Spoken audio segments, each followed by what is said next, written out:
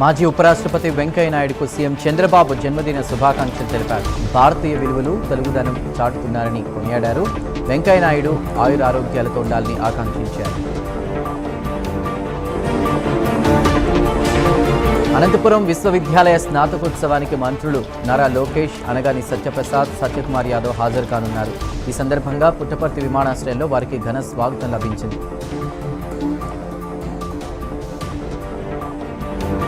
అనకాపల్లి జిల్లా పాయకరావుపేటలో హోంమంత్రి వంగలపూడి అనిత పర్యటించారు. నెలవారీ పింఛన్లను లబ్ధిదారులకు అందజేశారు. పారిశుధ్యానికి ప్రాధాన్యత ఇవ్వాలని అధికారులకు సూచించారు.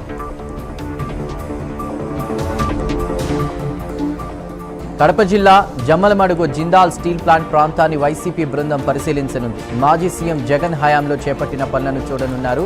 దీంతో వైసీపీ కార్యాలయం వద్ద పోలీసులు భారీగా మోహరించారు.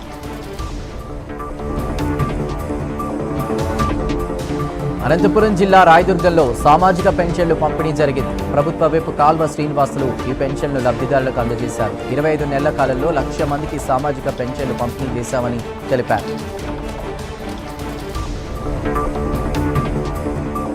డాక్టర్స్ డే సందర్భంగా వైద్యులందరికీ మంత్రి దామోదర రాజనరసింహ శుభాకాంక్షలు తెలిపారు.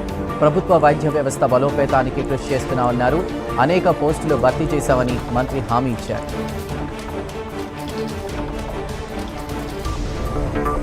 బెంగళూరు హైదరాబాద్ ప్రయాణికులకు టీజీఎస్ఆర్టీసీ శుభవార్త చెప్పింది. బోర్డింగ్ అలైట్మెంట్ పాయింట్లను భారీగా పెంచింది. దీంతో ప్రయాణికులు తమకు దగ్గర ప్రాంతాల నుంచే బస్సు ఎక్కవచ్చు.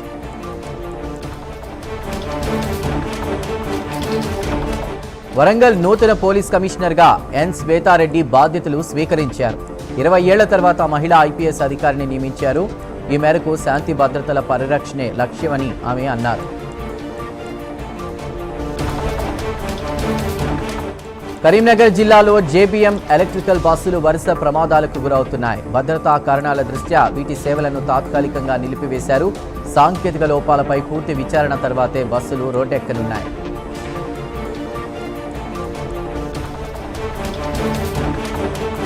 నల్గొండ జిల్లా మిర్యాలగూడలో పోలీసులు ఆకస్మిక తనిఖీలు నిర్వహించారు. ఎస్పీ శరత్ చంద్ర పవార్ నేతృత్వంలో 150 బైకులను సీజ్ చేశారు. అలాగే రౌడీ షీటర్లకు కౌన్సిలింగ్ ఇచ్చారు.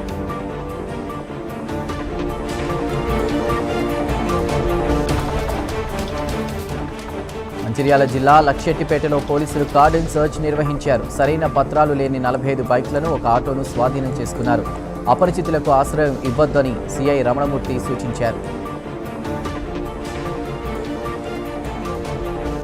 అమరావతి సీడ్ యాక్సిస్ రోడ్లో టిప్పర్ ఢీకొని ఒకరు మృతి చెందారు.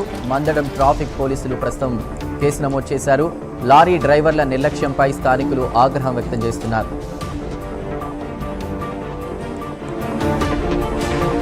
పల్నాడు జిల్లా దాచేపల్లిలో లారీ డివైడర్ను ఢీకొని మరో లారీని ఢీకొట్టింది.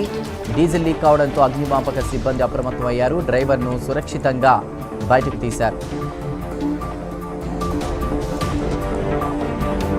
రంగారెడ్డి జిల్లా చేవేళ్లలో ఆర్టీసీ బస్సు ఢీకొని విద్యార్థి సాత్విక్ రెడ్డి మృతి చెందాడు. షాబాద్ చౌరస్తా వద్ద ఈ ప్రమాదం జరిగింది. ఘటనపై పోలీసులు కేసు నమోదు చేసి ప్రస్తుతం దర్యాప్తు చేస్తున్నారు.